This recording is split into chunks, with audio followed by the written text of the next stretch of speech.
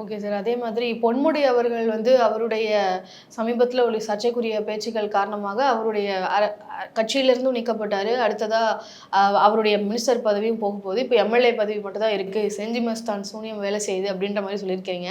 அது எந்த தொனியில சொல்றீங்க? எதுக்காக சொல்றீங்க? இல்ல அவரு பொன்முடி கொஞ்சம் ஆணவத்தின் உச்சத்துக்கு செயல்பட்டாரு. இப்ப பார்த்தீங்கன்னு சொன்னா, வட மாவட்டங்கள்ல வந்து ஒரு சிறுபான்மை ரீதியா மஸ்தான் மட்டும் தான் இருந்தாரு.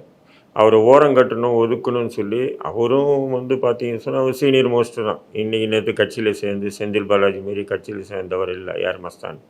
அவரும் நீண்ட காலமா இருக்காரு இதுலயே. ஆனா அவர ஓரங்கட்டுறதுக்கு உண்டான அத்தனை வேலைகளையும் செஞ்சது பொன்முடி தான். ஒரு நோன்பு திறப்பு நிகழ்ச்சியில வந்து அவர் மைக்க பிடிக்கல. மைக்க பிடிக்கிட்டு போயா அப்படின்னு சொல்றது. அதுக்கப்புறம் இன்னொரு நிகழ்ச்சியில வந்து கலெக்டர் வந்து இருக்காரு. இவரும் உட்காந்துருக்கு. பக்கத்துல போய் இவரு உட்கார இவர எழுப்பிட்டு கலெக்டர உட்கார வைக்கிறது. அதெல்லாம் ரொம்ப அவர வந்து டீஸ் பண்ணிக்கிட்டே வந்தாரு. தலைமைக்கு சொல்லி செஞ்சி மஸ்தான் இருந்த விழுப்புரம் மாவட்ட கிழக்கு பகுதியை மாவட்ட செயலாளரா தன்னுடைய மகனுக்கு கொடுத்தாரு. எல்லாமே தொடர்ந்து செஞ்சி மஸ்தான வந்து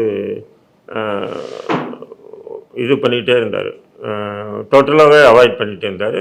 திமுக தலைமையும் பொன்முடியுடைய பேச்சை கேட்டு தான் செஞ்சி மஸ்தானே ஓரம் கட்டினாங்க.